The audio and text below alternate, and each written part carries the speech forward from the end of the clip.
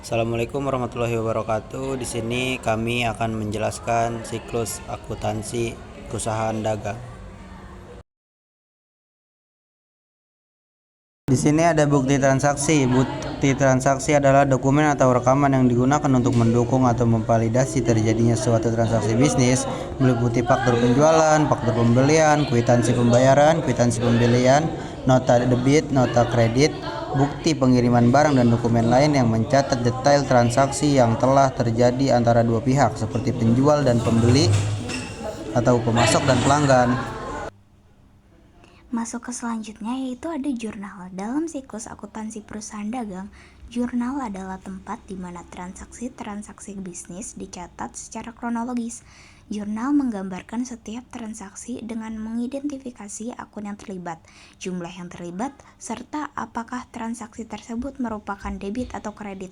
Ini memungkinkan perusahaan untuk mencatat dengan akurat setiap aktivitas keuangan yang terjadi, yang nantinya akan diposting ke buku besar untuk analisis lebih lanjut dan penyusunan laporan keuangan. Untuk selanjutnya yaitu ada buku besar, di mana buku besar adalah buku catatan utama yang digunakan untuk mengelompokkan transaksi berdasarkan akun yang terlibat. Setiap akun memiliki saldo debit atau kredit yang menunjukkan nilai akun tersebut. Dan yang selanjutnya ada neraca saldo, di mana neraca saldo adalah daftar semua akun dalam buku besar beserta saldo akhirnya. Neraca saldo digunakan untuk memeriksa kesesuaian antara total debit dan total kredit dalam buku besar. Untuk selanjutnya masuk ke jurnal penyesuaian, di mana jurnal penyesuaian adalah jurnal yang digunakan untuk membuat penyesuaian pada akun sebelum periode akuntansi ditutup. Penyesuaian ini diperlukan untuk memastikan bahwa pendapatan dan biaya dicatat pada periode yang benar sesuai prinsip akuntansi yang berlaku. Selanjutnya itu adalah kertas kerja, di mana kertas kerja digunakan untuk mencatat dan menyusun informasi yang berkaitan dengan transaksi bisnis perusahaan dagang. Ini termasuk pencatatan tentang pembelian, penjualan, persediaan, dan transaksi lainnya yang relevan dengan kegiatan bisnis perusahaan.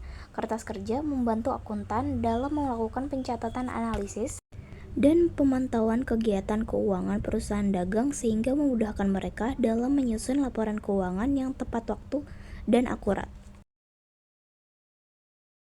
Selanjutnya ada laporan keuangan, di mana laporan keuangan disusun berdasarkan neraca saldo setelah penutupan dan neraca saldo setelah penyesuaian.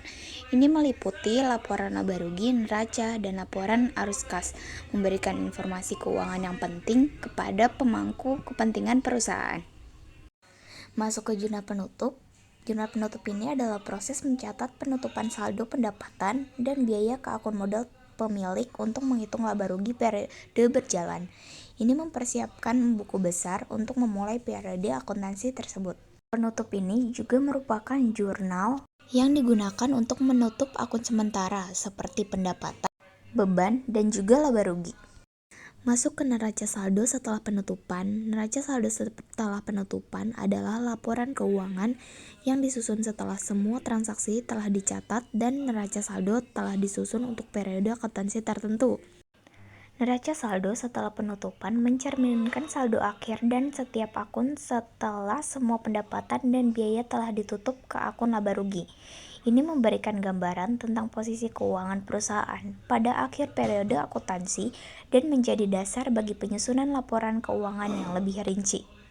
Masuk ke siklus terakhir, di mana ada jurnal pembalik. Di mana jurnal pembalik adalah proses akuntansi pada akhir periode untuk menyesuaikan saldo akun, memastikan pencatatan pendapatan dan biaya yang akurat sebelum pembuatan laporan keuangan. Ini melibatkan entry yang berlawanan dengan transaksi awal untuk mengoreksi kesalahan atau ketidaksesuaian dalam pencatatan. Praktik ini penting untuk memastikan laporan keuangan mencerminkan posisi keuangan yang tepat. Itu saja yang kelompok kami sampaikan pada saat ini. Kurang lebihnya mohon maaf. Wassalamualaikum warahmatullahi wabarakatuh.